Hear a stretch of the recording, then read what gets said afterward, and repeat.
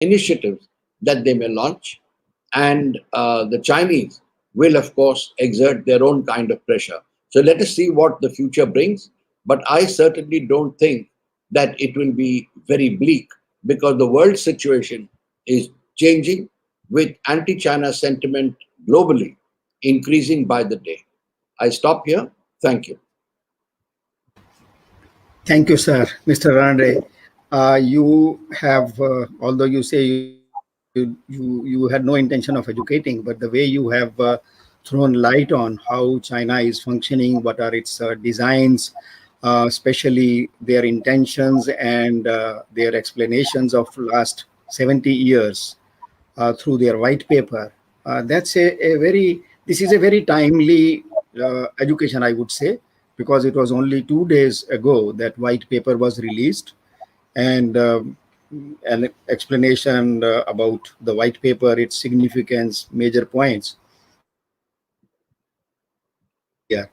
and also what China, what kind of designs it holds on Tibet, and the challenges for countries like India. Thank you, sir. Thank you very much. And now we will have the privilege of having opinion of a very well-informed scholar, Indian currently stationed in Taiwan, Dr. Sana Hashmi. As I told already, Sana has a very good understanding of how China operates with its neighbors. And now we are discussing how China has been operating with its colony. So, and she's these days in Taiwan. She has a very good understanding of how China deals with its friends, foes. So, Sana, we look forward to you for and I won't say educating, but an informed talk. Thank you, Sana. Please. Thank you for the kind introduction, Chair, and I'm delighted to be speaking today with the stellar panel today. After Ranade sir, I don't think I could actually cover much ground, but I'll try my best to give an informed opinion on what China is doing in Tibet and how it actually impacts India and other major stakeholders. So recently we saw two important developments with respect to Tibet. It's not that we actually need to have events to talk about Tibet, but these two developments make it all the more important for us to realize how important it is to keep the discourse on Tibet alive and kicking. So the first development is, of course, the appointment of Khenpa Sering as the political leader of the Central Tibetan administration. The election tells us further that the Tibetan movement is deeply rooted in the democratic tradition of holding elections, and there is freedom of voting among the Tibetan community. So this is exactly opposite to what the Chinese government has been doing in Tibet. So I think it's an important development when we talk about the Tibetan movement, Tibetan elsewhere. So this actually kind of defines the Tibetan movement, how the election has been taking place among the Tibetan community. So the second development is the issuing of the white paper on Tibet by China. Ranade sir has brilliantly explained what the white paper actually entails. I'm not going to go into the detail of the white paper, but to just put things into perspective, I'm just going to highlight a few aspects of the white paper. So as expected, it was mentioned that only China has the right to appoint the next Dalai Lama. So when we talk about the white paper, which was recently issued, we also have to see the timing. The white paper is there to consolidate China's claim on Tibet for the elections in the CTA. But whatever white paper China has been issuing over the past few decades is primarily to consolidate its effort on Tibet and Xinjiang and all its autonomous regions. So if we look at the words used in the white paper, such as democratic reforms, economic reforms, modernization, all these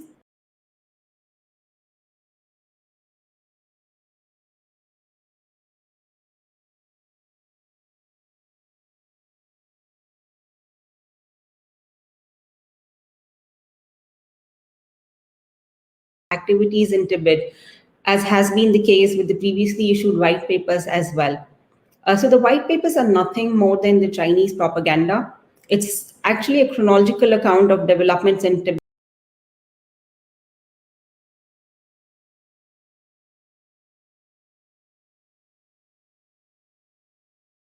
So they claim that the projects in Tibet are a proof that China considers Tibet as its own part and is developing it at the same pace as other parts of China while giving Tibet full autonomy. And in the white paper, it was also mentioned that there is peaceful liberation in Tibet and the introduction of reforms and how Tibet has become a peaceful and a modern place. So this is so far from the truth. Whatever is happening on the ground is so different from what they have mentioned in the white paper. And we scholars and policymakers have been talking about it since decades. There have been numerous incidents of several human rights abuses, environmental degradation, and religious suppression in Tibet by China. And the plight of Tibetan could be actually gauged from the fact that the thousands of Tibetans have fled Tibet and living in other countries, especially India. So instead of addressing these issues, the genuine concerns of the Tibetans, over the past 70 years, the CCP has become more and more aggressive and is leaving no stone unturned to assert that Tibet is an integral part of China, and that no interference from other countries will be accepted by the leadership, and how Tibet is an internal matter of China. So this further, they further claim that the idea of Tibet being free and independent is motivated by the Western imperialist powers.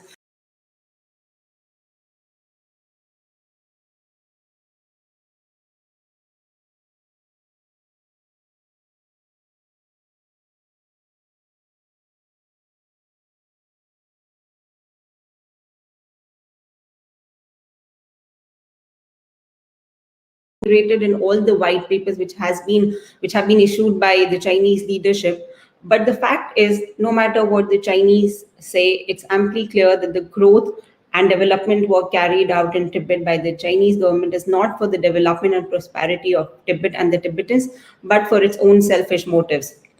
So China has been using Tibet as a military base and has exploited its natural resources to sustain its own growth and its increasing demand for natural resources and minerals. And China has slowly and steadily been trying for Hanization of Tibet by its policy of population transfer. This has been discussed several times over the past several decades. Lakhs of Chinese nationals have settled in Tibet and they have already outnumbered the Tibetan population in Tibet. And this has been China's ploy to eliminate the Tibetan culture and religion. So, in fact, Tibetans have been treated like outsiders in their own country, and this cannot be emphasized enough. And due to this reason, lakhs of Tibetans have taken refuge in other countries, while many more living in Tibet are suffering from injustice and atrocities under the Chinese rule. So one of the major reasons for discontent among the Tibetans in Tibet is that around 90% of the positions in public offices in Tibet are occupied by the Chinese, and the Tibetans are mostly engaged in rural or no-income jobs, and the Tibetans are actually paid lower salaries and wages in comparison to the Chinese who are operating in Tibet. And while Tibet is prospering, I think it's so important to realize that Tibetans are clearly not living a happy or a prosperous life in Tibet. So their major grievance is that they are not allowed to display even a photograph of their religious leader, His Holiness the Dalai Lama, openly. And in fact, the photographs, we all know this thing that the photographs of Dalai Lama have been replaced by the portraits of Mao Zedong in almost all the monasteries, in all the official public places, and even in the houses of the Tibetans. And also, Ranade sir mentioned about the Chinese government using Mandarin as a medium of instruction in almost all the schools in Tibet. And the more appalling trend is that among all the ethnic nationalities, the literally level among the Tibetans is one of the lowest. And the Chinese government has also boycotted Losar, the Tibetan New Year, and asked the Tibetans not to celebrate it. In fact, we saw what happened in Xinjiang recently. So there were fake propaganda photos of and videos of Uyghurs celebrating Eid in Xinjiang. We don't even see these kinds of propaganda videos coming out from Tibet anymore. So this actually goes on to tell us that how strong and how secure Chinese the CCP has become with respect to Tibet and with respect to their control in Tibet. So the Chinese are slowly and steadily endeavoring to wipe out the Tibetan culture and even the Tibetan people from Tibet. And under the Chinese occupation, the fundamental rights of freedom and independence are snatched away and Tibetans are turned into prisoners in their own country. China refuses to acknowledge that there is a crisis in Tibet, and instead of addressing the grievances of the people in Tibet, which is the need of the hour, China is on a mission to demonize the His Holiness Dalai Lama. So China's Tibet policy is actually based on grasping with both hands, deepening economic development and increasing political restrictions at the same time. So the Chinese respond with a severe crackdown on the Tibetan protests in their own country, be it 2008 Beijing Olympics, self-immolations. The Chinese haven't really responded well to the protests and concerns of the Tibetans. All these developments which I've talked about are not new development. These things have been happening to Tibetans in Tibet for a very, very long time. But in my opinion, I think we need to talk more about all these developments and all these atrocities which Tibetans have been facing in their own country.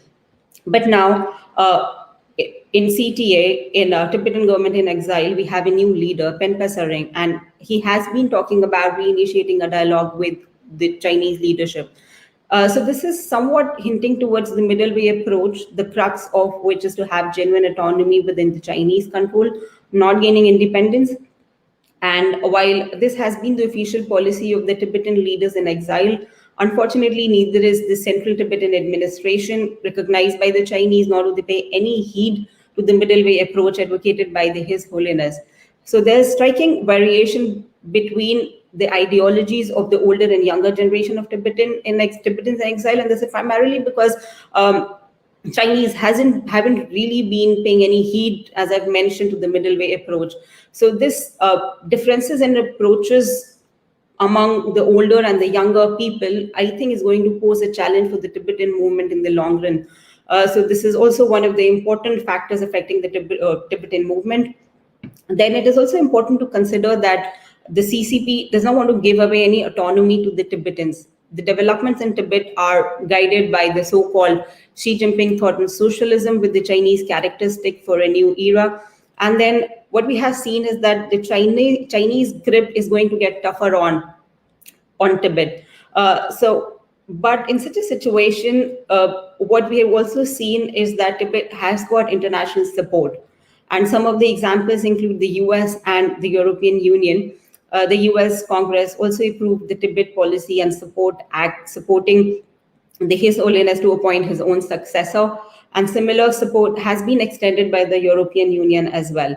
And in fact, former Prime Minister Lobsang Sangye has been engaging the international community across the Western world to gather support for Tibet. While Trump administration was quite vocal about Chinese aggression, it remains to be seen how Biden administration responds or looks at Tibet.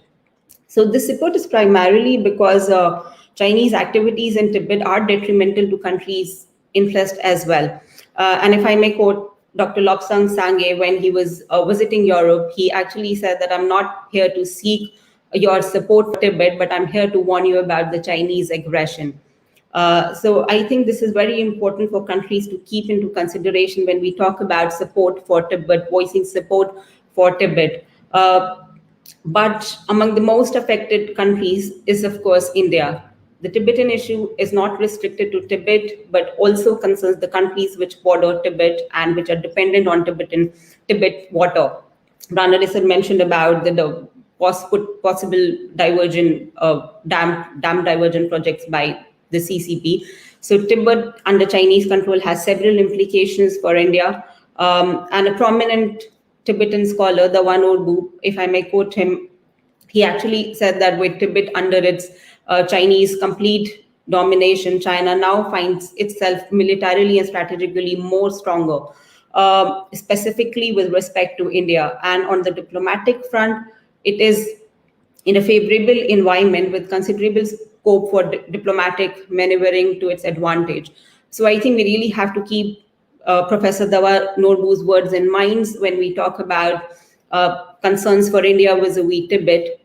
And then Chinese attempts to build infrastructure in Tibet and improve its connectivity with the mainland has been one of the major strategies, not only in terms of military preparedness, but also to overcome the challenges of regional disparity. China has been working on improving infrastructure and connectivity with the frontier states along its border, and the recent example is the building of the highway, including a 2-kilometer mountain tunnel in a remote part of the southern Tar, which actually ends near the border of Arunachal Pradesh. So it's a major security concern for India. The infrastructure and connectivity preparedness from the Chinese side has been a major security concern for India. But another major concern for India and the lower riparian countries is the issue of water diversion. And China has unquestionable control over the waters, as Tibet is under its occupation, and India, being a lower riparian country, is highly dependent on the water of Tibet for its water security. So being a lesser of the two riparian countries, India is of course concerned about the likely fallout of Chinese activities in the long run.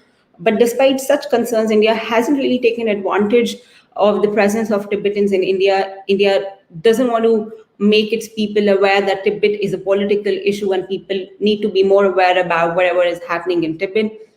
So in essence, if China's control over Tibet is consolidated, it actually means aggression for its neighbors, especially India. Tibet is a buffer zone for India, and Tibet is important in geopolitical sense for both India and China. And I believe that for countries to have a stable relation with China, it is very important to find a solution to the issue of Tibet and extend their support to Tibet. And to conclude, I would quote Dr. Lobsang Sangye. He actually said that if the countries are not speaking for Tibet, they're also not speaking for democracy and for human rights. So I think this stands true for a lot of countries, and a lot of countries such as India, like-minded countries in the Indo-Pacific countries, need to really speak up for Tibet, because it is not only detrimental for Tibet, but it's also detrimental for the interest of the countries such as India. Thank you.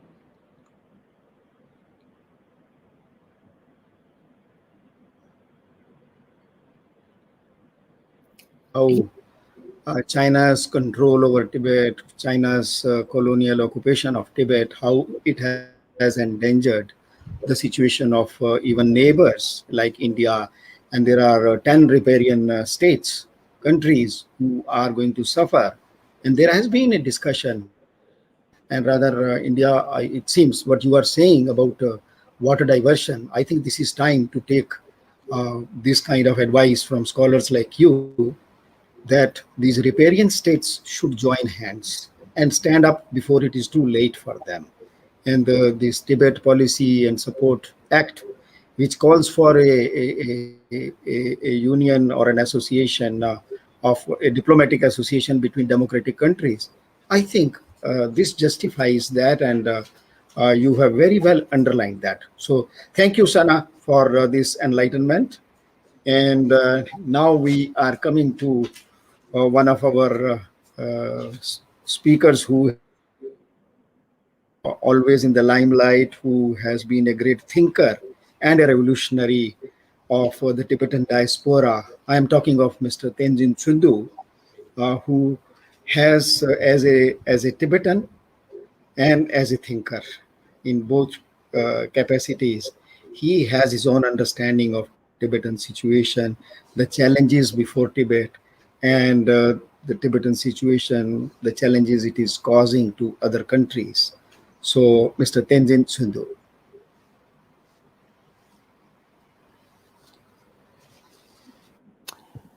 On the occasion of Chinese invasion and occupation of Tibet for the past 70 years, today we are once again looking at the situation, and I'd like to present some of my opinions.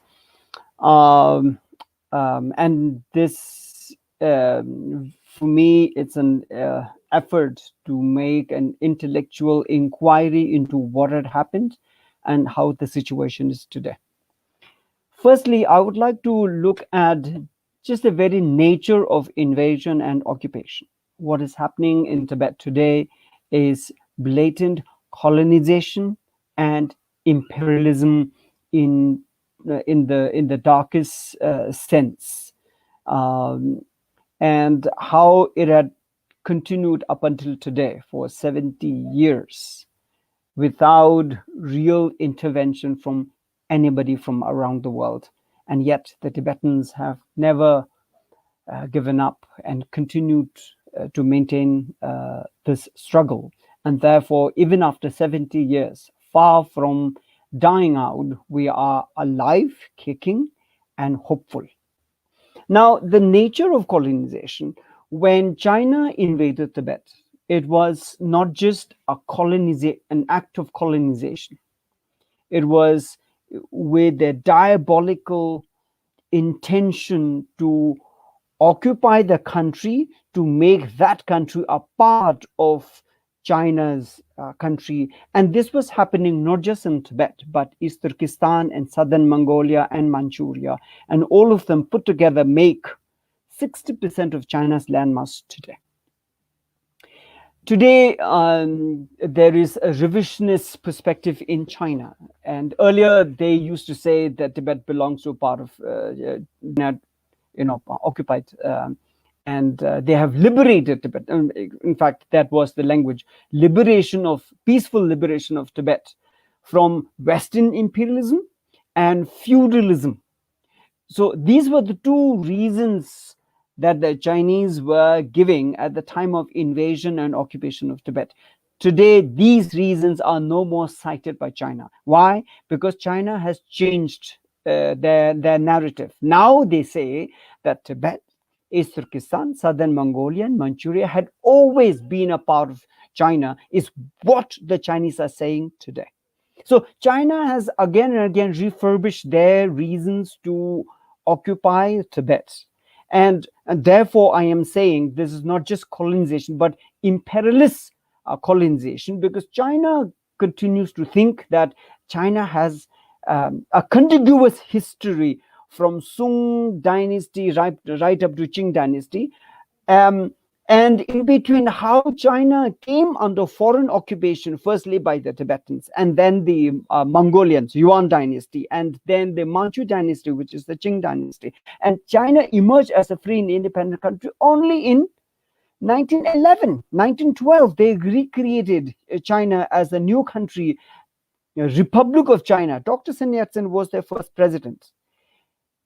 And after that, the nationalists and the communists kept on fighting, and the civil war led on, continued, and then created a new country, which is People's Republic of China in 1949, when Mao Zedong came to be the new chairman or the president of China, and then from there they led the invasion of Tibet. So in all this, there's a revisionist policy that China has not only occupied land. China today is colonizing history.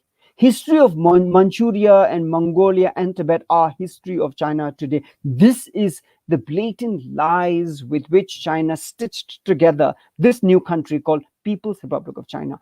Now, sadly, even right at the time of Chinese invasion in 1949, 1950, His Holiness the Dalai Lama at that time was 15 years old, and he wrote letters to the United States, the United Kingdom, United Nations, and India. 4 parties, His Holiness the Dalai Lama asked for help, and he did not get any help, because at the time, when the issue came up at the United Nations, at the request of India, at the behest of India, India said at the United Nations that it is better for Tibetans and Chinese to resolve the issue instead of having international intervention into this.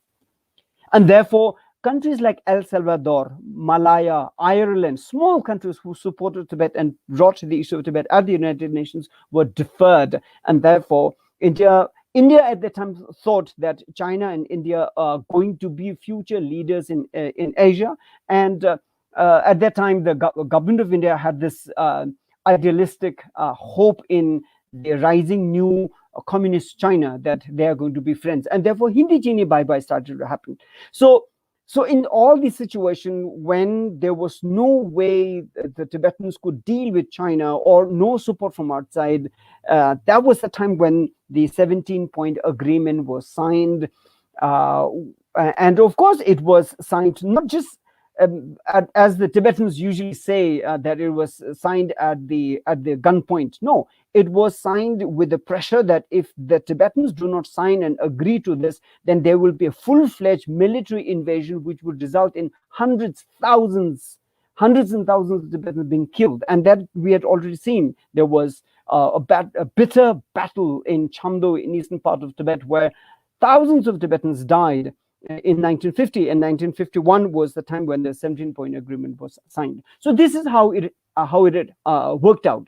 So under tremendous pressure, then the Tibetan government at that time had to agree to kind of what is called the mutually beneficial arrangement, where His Holiness the Dalai Lama in 1954 went to China to find ways of living together, but all the lies with which China stitched together the 1951 17-point agreement, all of that fell out because China did not continue respect that. For example, number one article in 17-point agreement said that this is the coming of Tibet back into the what is called the lapse of the motherland. But there was no motherland treatment to the Tibetans. They were out there only to grab land and kill people. Any kind of resistance were thrashed, and any local authority, whether it's a district level or even the Tibetan government at that time, were undermined. And number four,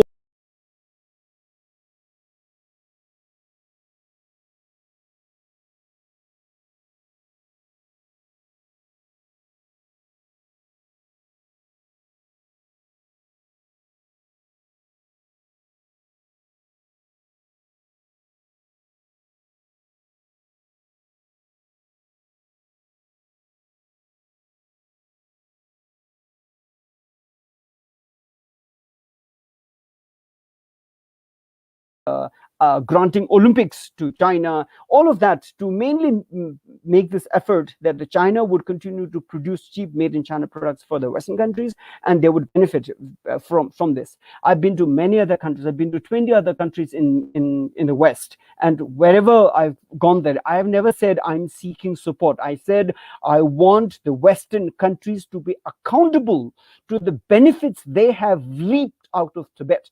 And that too at the cost of Tibetan people dying. 1 million, more than 1 million Tibetans have died in the process of Chinese invasion and occupation. And the Western countries, we are not seeking support. We are asking you to be accountable to the benefits you have reaped out of Tibetan people's suffering.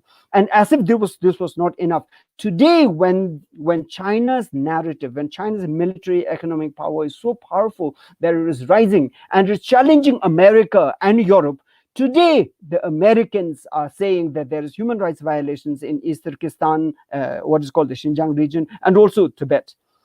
Does it mean that America suddenly found new love for Tibetans and Uyghur Muslims? No, they are now threatened. So today, instead of taking responsibility to their benefits or facing China, today they are under pressure, and that's why they are talking about human rights in Tibet. And also in East Turkestan. It may come to a point that tomorrow they may have to challenge China of China's occupation, real occupation of Tibet, East Turkestan, and southern Mongolia. All of that they may take up. Now look at India. We Tibetans have been telling Indians, do not be bought by China. Do not be bought by China. China विश्वासघात है.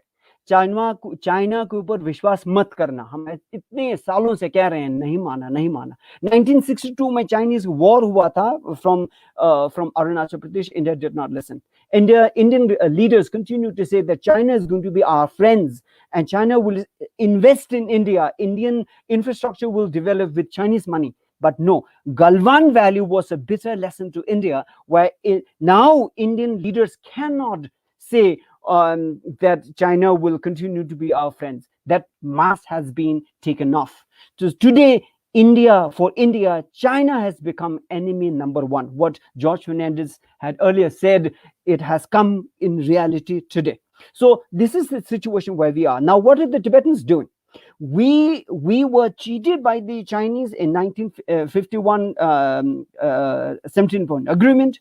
We continue to ask for help. We continue to talk to the Chinese, thinking that some kind of approachment is going to work out. But even today, the Tibetan government in exile policy is to seek autonomy within People's Republic of China, as if all these 70 years of Chinese lies and brutal treatment of the Tibetans were not enough. We continue to seek autonomy, and to say that if Chinese government respects autonomy within people within China in Tibet, that the Tibetan government, the Tibetans are going to accept that kind of autonomy.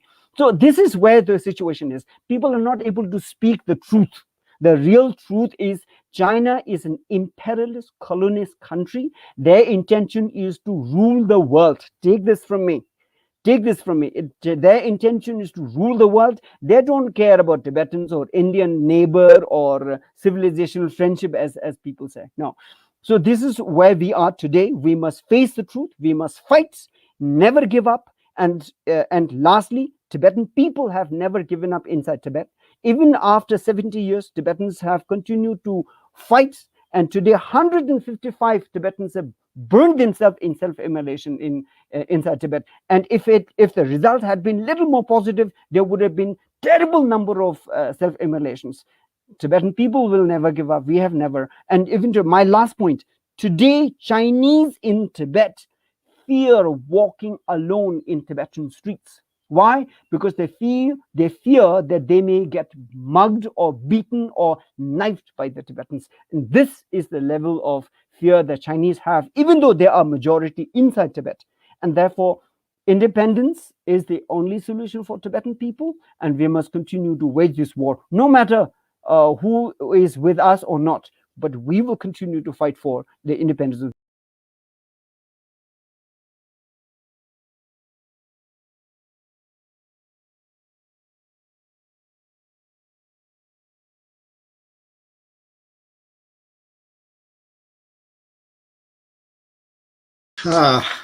Thank you. This is exactly what we were expecting from Tenzin Sudu. Your frank opinion about even the Central Tibetan administration on their issue of autonomy. I'm sure this is going to give a lot of food for thought to not only Tibetans, but friends of Tibet also. And as you said, that Indian government has been denying the truth, the ground reality on China's behavior. And they took very long time even to start believing their own defense minister about the real intentions of China. And India is realizing today, so many, I think 2 decades after what George Fernandez had said. So thank you very much, Tenzin Sunduji, for this enlightenment and opening eyes, and especially for reassuring not only friends of Tibet, even those who are now realizing China's intentions, that Tibetan people, in spite of their position, small number, have not given up. So I think the world will learn from Tibetan people, if not from other lessons. So thank you very much, Tibetan Tenzin Sunduji. And now we come to Mr. Gompo Thondup, who is the president of Tibetan Youth Congress.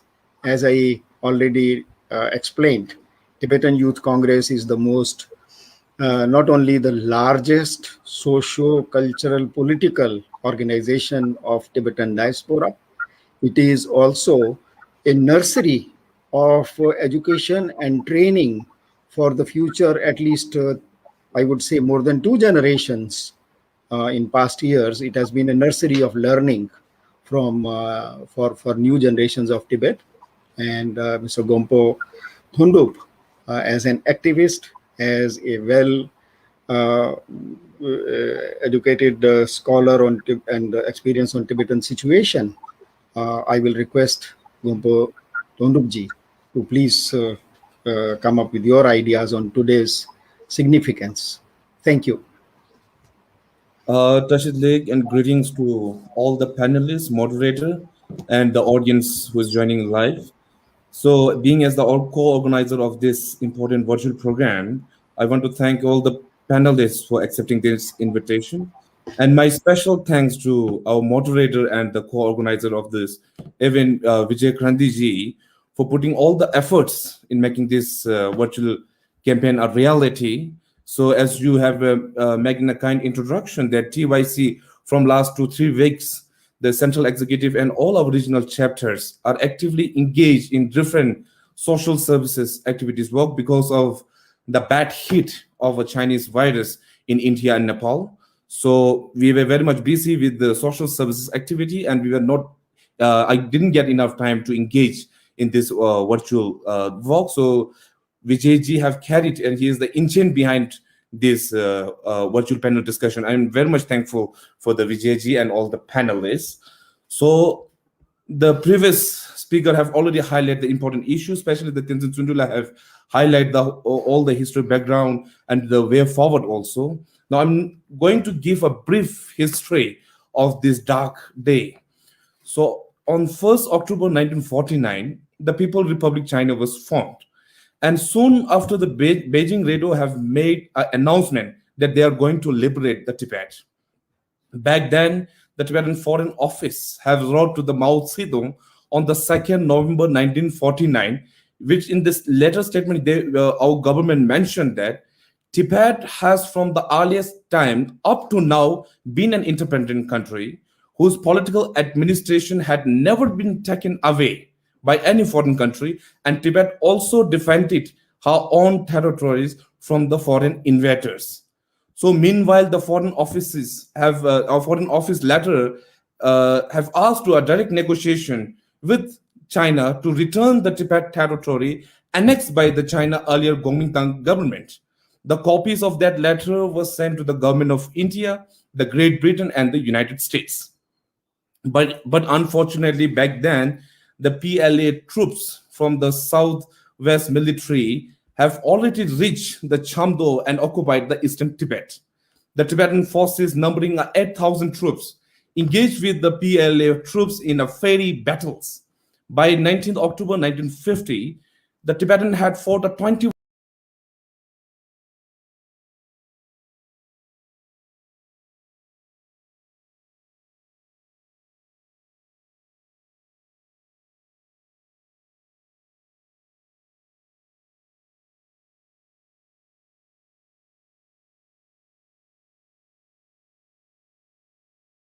important matter to the government in Lhasa.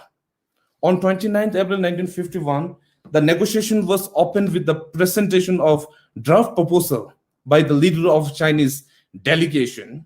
Because of the proposal mentioned that Tibet was an integral part of China, the Tibetan delegation have refused to sign that agreement.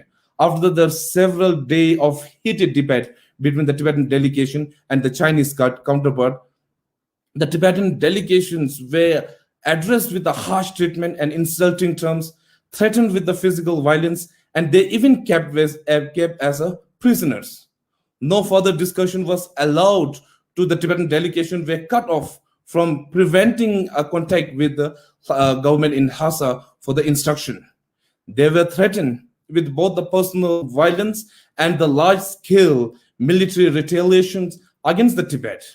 So the Tibetan representatives were forced to sign this agreement, and it was signed under the duress.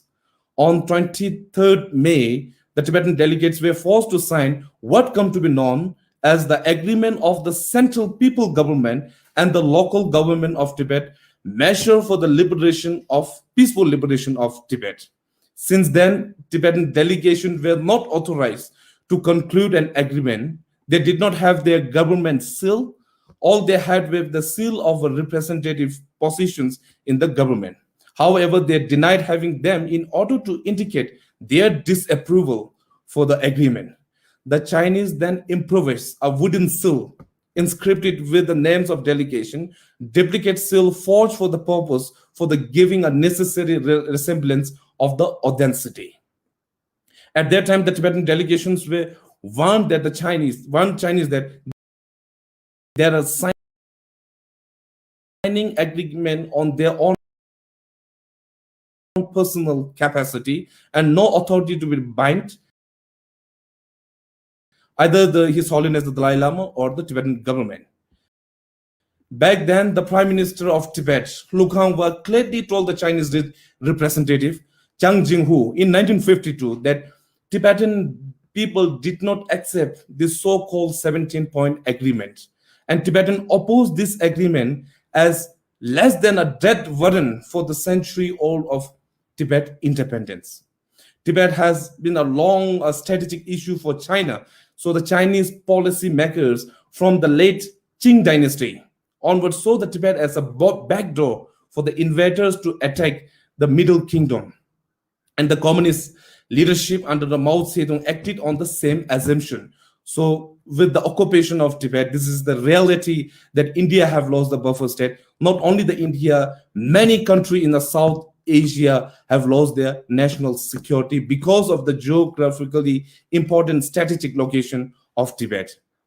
After 1959, there were several dialogues between the Tibetan government and the Chinese counterpart. Finally, in 1959, Chinese military completely occupied whole Tibet, and His Holiness the Dalai Lama were forced to leave the capital and seek refuge in India. On the way to India on 26th March 1959, His Holiness the Dalai Lama officially rejected the 17-point agreement from the Lhungze Dzong of Lhoka. From the soil of Tibet, His Holiness officially rejected the 17-point agreement. And again, he made a rejection international press briefing at Tezpur on 18th April 1959. So from 1950 onwards till date, there is a continuous resistance, continuous movement from Tibetan inside Tibet. They show the dissatisfaction of the Chinese colonialism, Chinese imperialist policy. They are not satisfied with the what so-called the development of the so-called People's Republic of China. In 24th January 1989, the 10 Panchen Lama have concluded the Chinese occupation by comparing development with the destruction. Panchen Rinpoche have clearly mentioned that Tibet has lost more after the Chinese occupation than what we benefited from the People's Republic of China's development projects. Since then, there's a continuous protest from Tibetan inside Tibet, whether it be like in 1987, 88, and 89 protests, or it's a 2008 mass protest from all the three traditional regions of Tibet, and that too with the second or third generation of Tibetan people who voluntarily protest against the Chinese repressive rule. Since from 2009 till date, more than 157 non-Tibetan have self-immolated for the just cause of Tibet. In a recent year, in 2021, a young 19 years old monk from the Karze, his name is Tenzin Nyima, he had been protests for the independence of Tibet, and he was tortured and he was beaten to death in a Chinese custody. So this is the kind of ongoing critical situation inside Tibet. Under the visionary leadership of His Holiness the Dalai Lama, Tibetan outside Tibet have been working very hard to highlight the Tibet issue on the international platform, and we are keeping our resistance movement. We are going to continuously protest and show our dissatisfaction until the independence is restored in Tibet. Since the Chinese illegal occupation of so-called People's Republic of China, there are continuous destruction of Tibetan culture, Tibetan religion, and language. The murder, torture, and arbitrary detention are widespread, and the systematic attack against the Tibetan people. More than millions of Tibetans have lost their life, and the thousands of learning institutions have been destroyed because of the Chinese occupation. Tibetan inside Tibet are denied with all the rights and freedom. They are brutally suppressed under the brutal Chinese rule. China is carrying out all its propaganda and work to trying to lure as many countries as possible with their all economic aids and all this thing. So as I mentioned in the very beginning, that there is a Chinese strategic goal to be an imperialist in this 21st century, but we need to join hand with all the countries to make China accountable for their own imperialist strategies is the first thing. And second thing is all the death and destruction that is caused by this Chinese virus and all this expansionist policy. So as Tsundula already mentioned, we the Tibetan people will never going to give up our movement. until our independence is restored. And Tibet independence is a very legitimate. Tibet issue is not, as Jay Devji and the Dr. Sen has already mentioned, Tibet issue is not restricted with the Tibetan people only. It is the security in terms of environment. It is very much related with the security of Asian people, and it is very much related with the global ecosystem. So Tibet issue is an international issue. Tibet issue have to fight with the joint hand with all. So we have together, we have to make all to not to make a direct contact, to don't fool by the Chinese expansionist policy, whether this kind of economic aids or the kind of political benefit, you can't be neglected, you can't be lured by the Chinese policies. So until the Tibet restore our own independence, we will keep on struggling for the independent Tibet. Tuji, thank you. Thank you, Ji. Thank you, Gompo Tolupji, for expressing the minds of Tibetan young generation, the way you have explained how the people of Tibet, in spite of having not even seen Dalai Lama, 2 generations after his exit from Tibet, or 3 generations after China occupied Tibet, and people have not seen neither Dalai Lama or Dalai Lama's rule, still the new generations are keeping up the Tibetan flag high and suffering for that. And their determination, as you say, is going to continue. And it is for the world to realize it and understand the danger of China's designs. So thank you very much, Gompoji. And now coming to the last speaker, if I can claim to be one, I would very quickly, I do have a few points to mention. It's very shocking for an observer of Tibet like me, who has been observing Tibet for almost 50 years. It's exactly is 49 years I'm observing Tibet and China, that China has the cheek today in a civilized world to celebrate the 70th anniversary. This, I don't think, only expresses the arrogance of China. It exposes the helplessness or indifference of the civilized world also. That colonialism is celebrated in such a huge way, and a power like China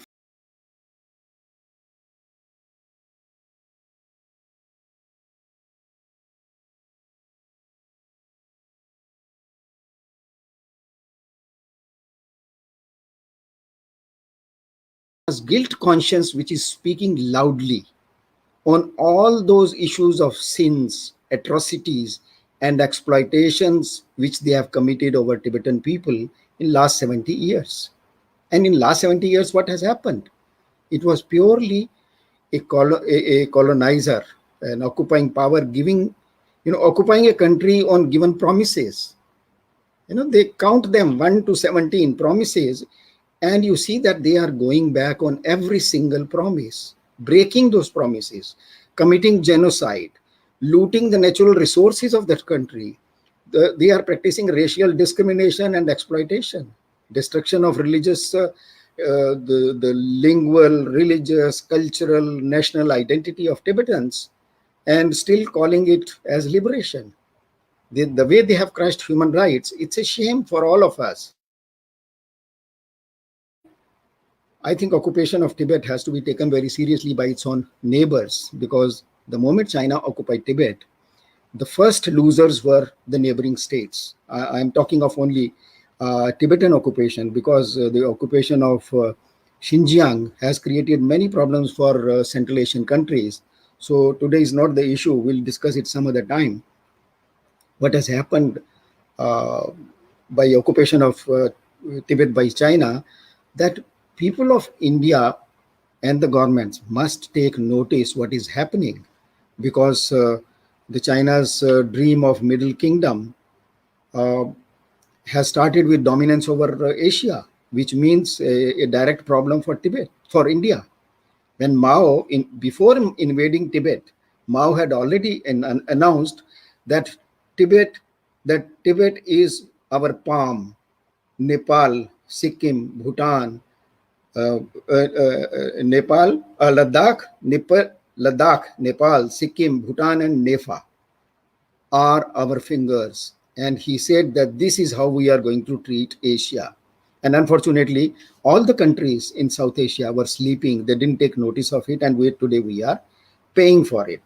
And inside Tibet, what China has done, initially they tried 40 years to destroy religious identity of the people, hoping that after destroying Tibetan religion, what they will get is a patriotic Chinese.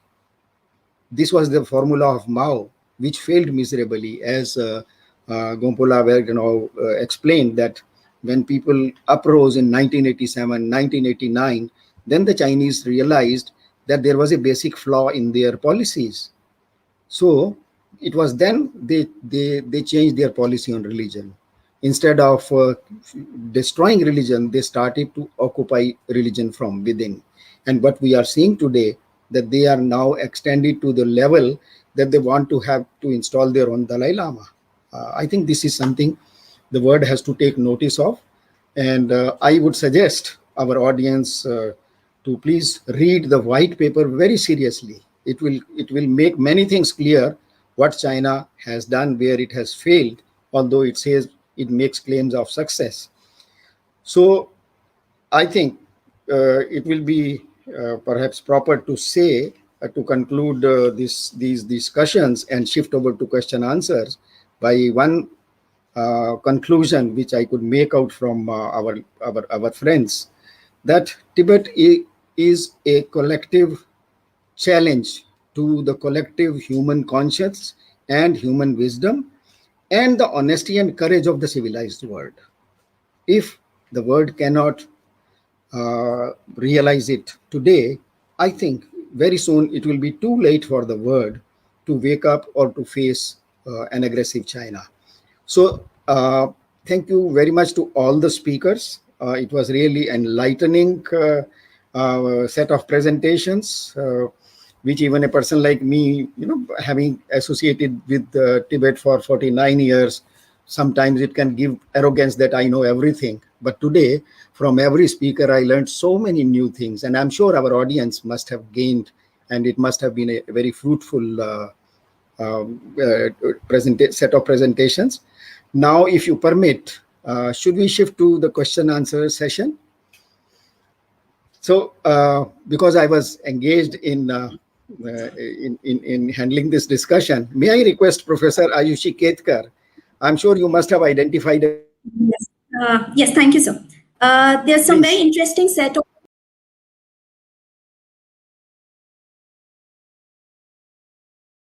is warranted. You have Chungpo Rikselva saying, Indian government should give direct challenge to communist China. There is a very interesting observation from Nam Khansar, who says, we will never get any help from United Nations till China enjoys veto powers. And we should we should think of other methods of encircling China and freeing Tibet. So that was Nam Khansar. Then we have Tenzing Choke, who says, proactive, we need to be more proactive, and just passive request for freeing Tibet will not be of use. He speaks of how we need to get proactive and make China responsible for its acts. He also mentions, he asks a question, how can we engage Indian population in a bigger manner, like making Tibetan history a part of Indian school curriculum? How is this possible, and how can we make it possible, rather?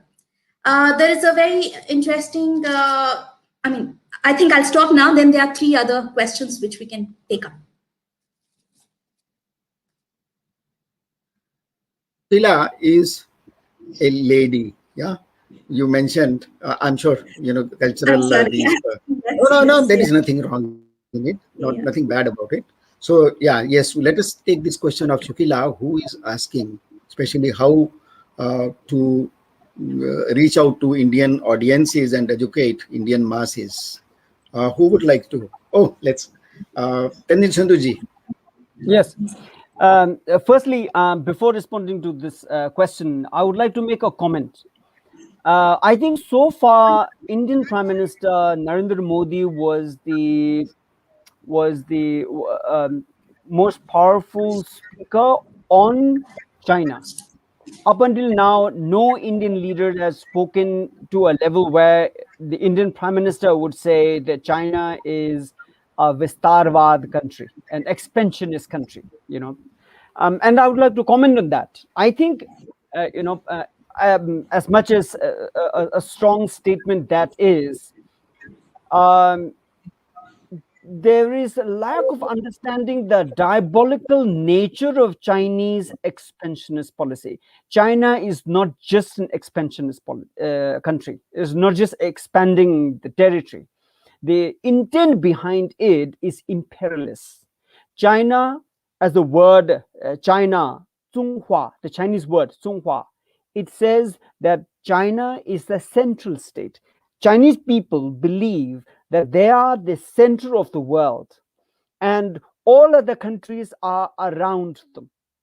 And their emperor used to be have the direct mandate of heaven. So there is the heaven, there is a Chinese emperor, and the China, Zhonghua, the central state, and rest of the world around China. So this is the basic idea of China and the Chinese people. And this is why very often China is called the Middle Kingdom. Now, when a country and the people have such idea, they always think that they have right to rule over their neighboring countries or occupy or fight against or topple other countries. And this is exactly where they have come to.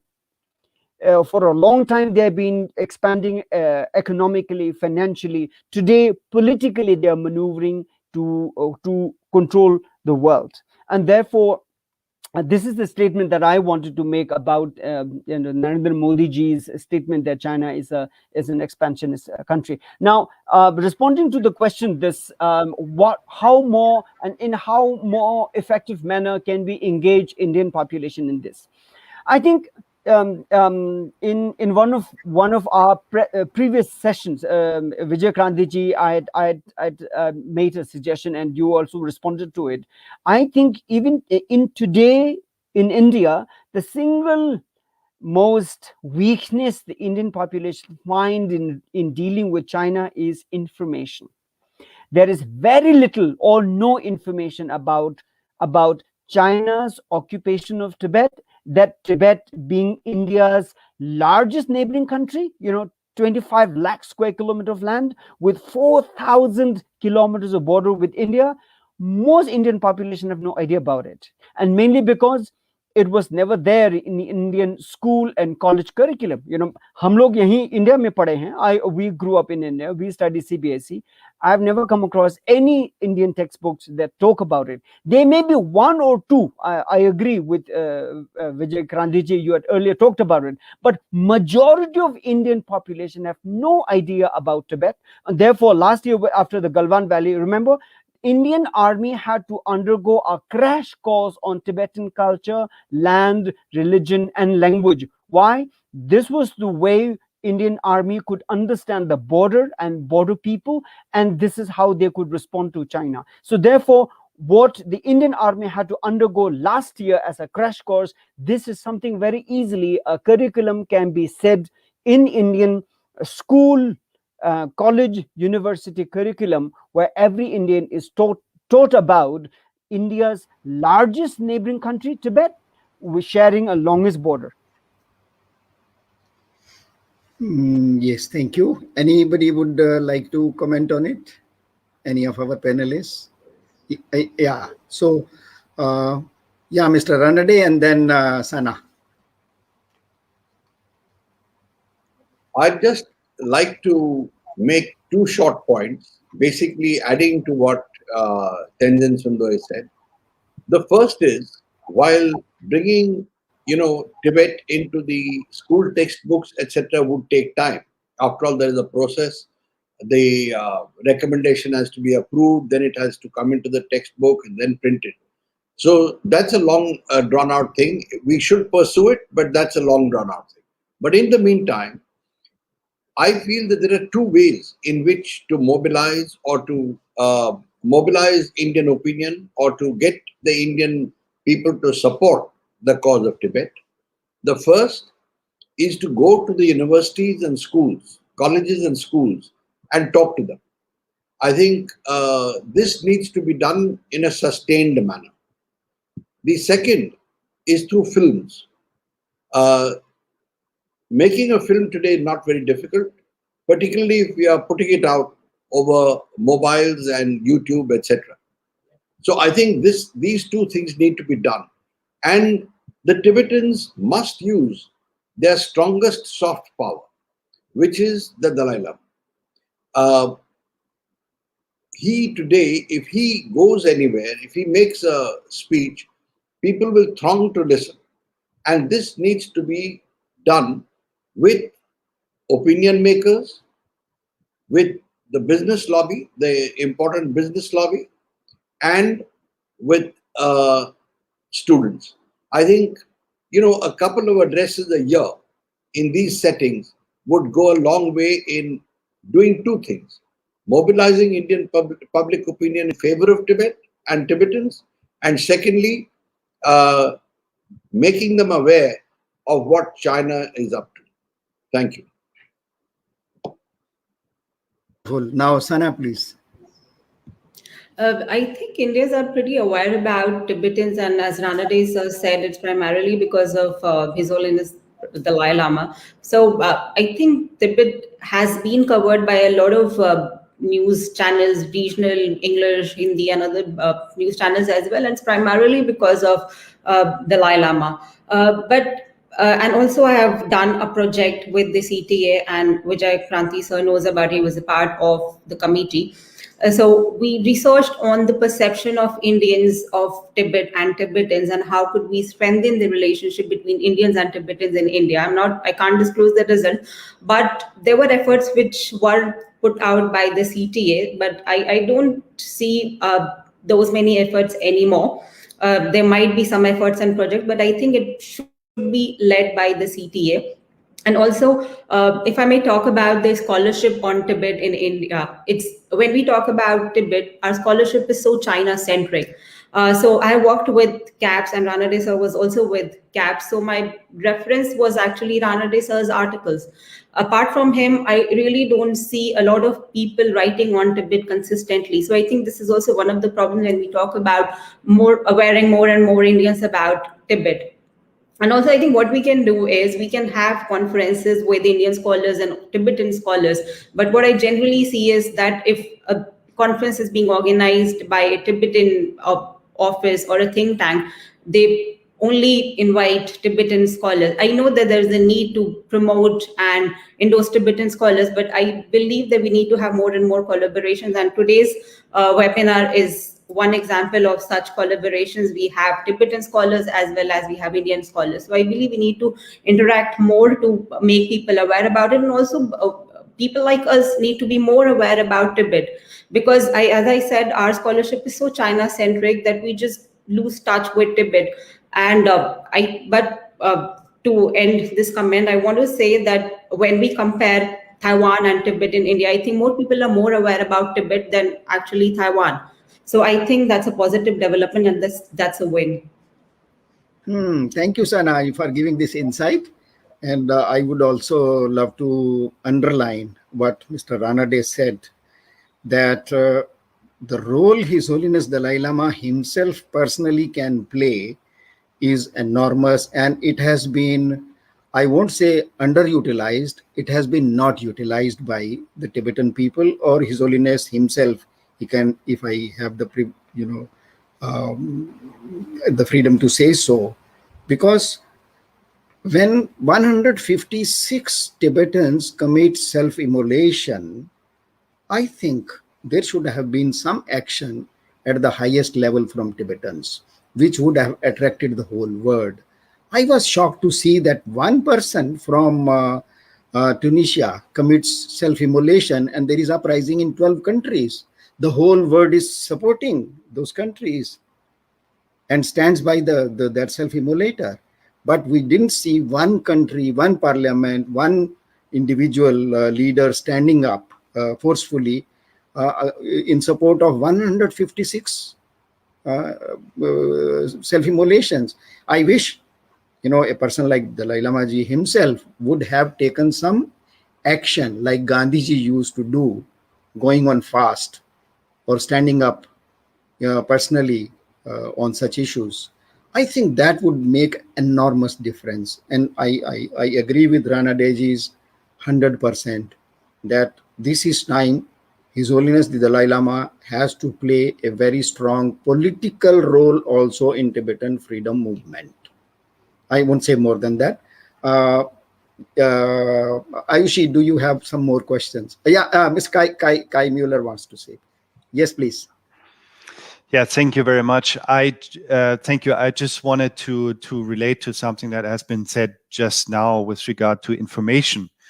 And I think if I look at Tibet from a European public perspective, it is very striking that despite all the negative developments we've been talking about just now over, well, the past decades, specifically since Xi Jinping has been at the helm, it is quite striking that despite these negative developments, the urgency of the issue of Tibet has rather diminished in the public eye here in Europe, and that's got to do very much a lot with the lack of information, the lack of access to Tibet for Western journalists, correspondents, diplomats, NGOs, parliamentarians, and so forth. And I think it needs to be really high on the agenda for anyone who wants to achieve change. That this is somewhat being broken up. This lockdown of Tibet for the outside world. This needs to be subject of sanctions. Perhaps we're talking about sanctions vis-a-vis Xinjiang, East Turkestan, from the European Union with regard to those terrible human rights violations they have there. But it should also be on the agenda to open up Tibet again, because whatever one tries to achieve in terms of political change in Tibet, at the beginning there is information, and we need this information about incidents, about policies, about developments with concrete examples. We need that kind of information to bring policymakers, lawmakers, stakeholders here in Europe and beyond to feel the urgency for change and the urgency to address the Tibet conflict with the Chinese government with real consequences. It is not enough.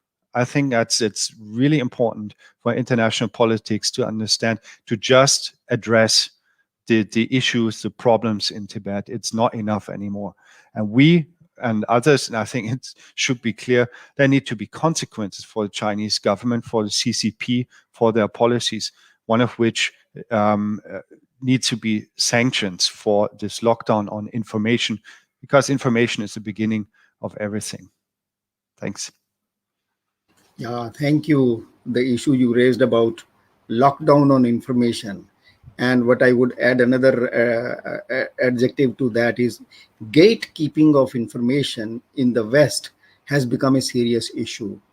Even the news agencies of Western countries, newspapers of Western countries, they are knowingly or inadvertently playing the game of China. The way they rent out their full pages to Chinese editorials, the way TVs play propaganda films of Chinese government as snippets or as some exclusive stories, that is very sad. And Chinese journalists, I've been raising this issue with the government of India, that why India should permit such a huge baraat of Chinese journalists in India right up to Srinagar, whereas Indian newspapers the total number of journalists from India is less than the fingers of my hand. Only PTI, UNI, Hindu, Times of India, and one DD News. That's all. India should do it reciprocally. Anyhow, this is one issue which we have a challenge. Is there any next question, please, Ayushi? Yes, sir. The last set of questions, first is by Ved Prakash Mishra ji. He says, even after the Ladakh incursions, India has an ad hoc approach. We should go back for the pre-1947 border resolution. That's his observation, and he's seeking comments on that. Then you have Celeste, who is asking, various governments have been quiet for decades. It's only after the Uyghur issue that Tibet is also gaining currency. Tenzing Choke again states that 2 prime ministers of India had supported the Tibetan government in exile by recognizing it. It was Lal Bahadur Shastri and Rajiv Gandhi, but unfortunately that didn't come through, and that was not a public, the state policy, and that is been a bane for Tibet. Tibet has not got the kind of support that it should get from India. We have Tenzing Dhamdul saying, what do you think is a solution to the Tibet issue now? Do you think complete independence is a possibility, or they'll have to settle for a middle path, something like autonomy, that kind of a thing? Then you've got Jamyan Tibet stating, he quotes the Wall Street. He says, according to the Wall Street, dealing with CCP is only possible through stick and strength. So he says there's no other way of dealing with the Communist Party of China, then that's the only way. And perhaps we can have our panelists comment on it. And last but not the least, there's a specific question to Ranade sir. We have Rinzin, who quotes his article. His article would say, titled "China Exposes Its Duplicity: No Prospect for Peace in Ladakh." He wants your comments further on that. He says, this is an article by Jaidev Ranade ji. Could you please elaborate on this briefly? That's what he wants. So I think this is the last set of questions we can have. Okay. Would you like me to respond? So, with reference to the last question, I thought my article should have made it clear, but let me put it in the context of today. We are seeing the talks between the army commanders at the border drag on. I don't see any resolution coming along, particularly because the Chinese have made formal statements laying their claim on the whole of Ladakh. Secondly, they have announced plans prior to the confrontation in May for making the Pangong Lake area, and here I say, quote, an international tourist spot, unquote. Having said that, having begun the preparatory work for making it an international tourist spot, obviously their intention is to stay in that area permanently. Third is that Chinese propaganda teams and public security teams have been traveling to the border areas like Chushul and Ali, explaining to the people the alignment, so-called alignment of where the border is. That's one part of it. The second, I think any intelligent person would ask the question, why the Chinese massed 60,000 troops along the border? It's not a small number, it's a huge number. It requires a lot of expense, a lot of coordination, a lot of movement of troops from the rear areas to the forward areas. Why should any country do that unless it has a particular objective where these forces are going to be utilized? I think the fact that we mobilized in record time to block them, we should have been there up front even earlier, but we blocked them, has frustrated their plans. But obviously there is a larger agenda in mind, which the Chinese are waiting for. They haven't, mind you, pulled back. They have in fact called in more troops now, and they have begun arming the troops which are there with even more modern weapons. These are not comfortable signs. These are signs that tension is here to stay. At the very least, the Chinese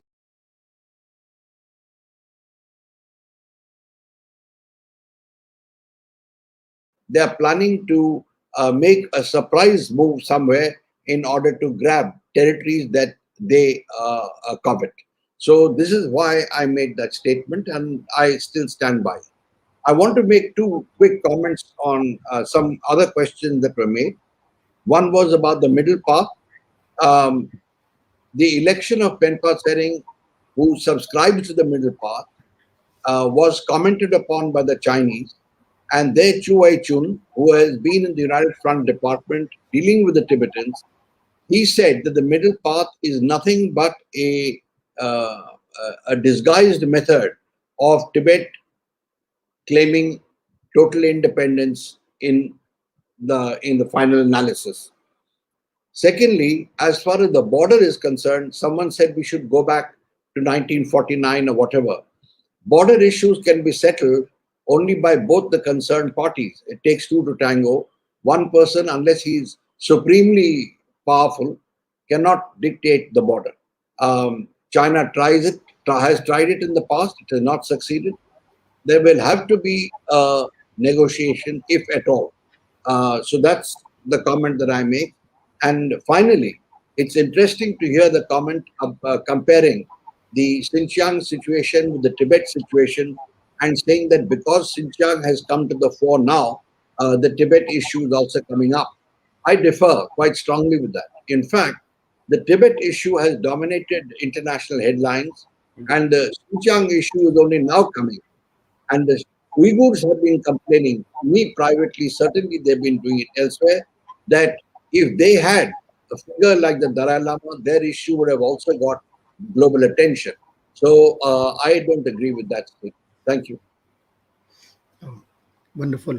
Yeah, I think now we have time for one question, isn't it? Or if you don't have questions, is it time to conclude? Do you have any question? There are some, sir. There's one by Nawam who says, though the East Turkestan issue is more out there in the open, despite Tibet being an older issue, why is that? So that's one. And then there are questions that are they are coming in. Okay. But that question has been answered, I think. Yes, that has been answered. So I think that has been taken care of. So maybe I think let me use my privileges to conclude. I'm sure there will be never end of questions when such thought-provoking talks have been presented. There will be endless chain of questions. So I will request now Ayushi to please give vote of thanks, and then we will conclude. Thank you, sir. It's really been a privilege. This talk has been absolutely enlightening. And on behalf of the Center for Himalayan Studies and Engagement, CHASE, and Tibetan Youth Congress, the two organizers of this event, I would like to thank all the speakers. It's been a stellar panel, and bringing them all together is an achievement by itself. And the kind of discussion we've had, it's absolutely been exemplary. And I'm sure everyone has benefited from it. I would like to thank the speakers for removing time from their extremely busy schedule. We've got a senior bureaucrat here, Jaidev Ranade sir, who's with us. We've got Kai Müller from Germany. Despite his international campaigns on Tibet, he's found the time to be with us today. We've got a very young scholar, Sana Hashmi, our very own Indian scholar based out of Taiwan, who's been with us today, and we hope to see you more in future as well, Sana. And of course, our social media celebrity, Tenzing Sundu, whom we see more doing campaigns and including his recent march in support of Tibet. So thank you all for finding time. And of course, my special thanks to Vangpola. He's not only been a panelist, but also the co-organizer of this event. Hope to collaborate with you on many such events, because I think raising the Tibet issue is not just the need of the hour, but it is something which is possible now. The possibilities of an independent Tibet has become even more bright with COVID, post-COVID issue, and the world realizing that China is not just an aggressive power, but it is an imperialistic power. It's a colonial power which wants its borders spreading more than Asia itself. It wants a global reach. So the issues, I wouldn't want to say, but we all know, and as the panelists have beautifully brought out, right from the origin of China to the occupation of Tibet itself, and till the most recent, the 41-page white paper which China has produced hardly 2 days ago. It shows very clearly how China in its entire journey has not only colonized Tibet and various parts. Probably this is a part, as I teach international relations, we say how Mao had this five-finger plan, and not just what Vijay Krantiji mentioned, but today we see Hong Kong, Taiwan, South Mongolia, and of course Tibet, which is at the heart of their entire Tianxia system, their grand strategy. So we see this entire edifice and all the issues that are brought about, right from the exploitation of resources. So Tibet issue, very rightly, as it's very rightly said, is not just an issue of an independent country and its people. It's a global issue. It's an environmental issue. It's a climate change issue. It's one of exploitation of resources. It's a human rights issue. So this has various ramifications. And as the panelists have beautifully brought out every aspect of it, right from human genocide, cultural genocide, exploitation of resources, the entire spectrum has been brought out so beautifully. I can't thank the panelists enough. And above all, the participants who have joined in from various parts of the globe to be with us today, to stand in solidarity on the Tibet issue and the India-Tibet relationship, and how this should be furthered in the interest not only of Tibet, but of the world itself, in halting China's march and its malicious designs on in various aspects, whether it's bio-warfare or curbing indigenous people, their rights to self-determination, human rights. So it's been wonderful. It's been a pleasure. And I'll fail in my duties if I not thank Vijay Krantiji for making this all happen. He has been one person who has stood by Dalai Lama ji and His Holiness and the cause of Tibet for more than half his life, perhaps, or his entire professional career. He's been a scholar on Tibet when probably Tibet was not even studied or not thought an important aspect of India's foreign policy. It's high time we, as mentioned even in the question hour session, we move from an ad hoc policy on Tibet and come up with something more substantial, more concrete, both in the interest of India and Tibet. And this, if it happens in the lifetime of His Holiness, will be all the more better. I think that will be the best tribute we can give to him and our friendship between both the countries. Thank you so much, everybody, for being there. And we look forward to your participation as we'll continue with the Tibet series in the days to come as well. I think this is an important issue and it needs to reach its logical conclusion. Thank you so much for being here. And I will be failing in my duty if I don't express thanks to two special persons. One is Tenzin Thai, a young expert on cyber issues, who has been handling this entire webinar, and who has been helping us in linking, creating those links. And he is one of those young people who are emerging as the cyber army of Tibet.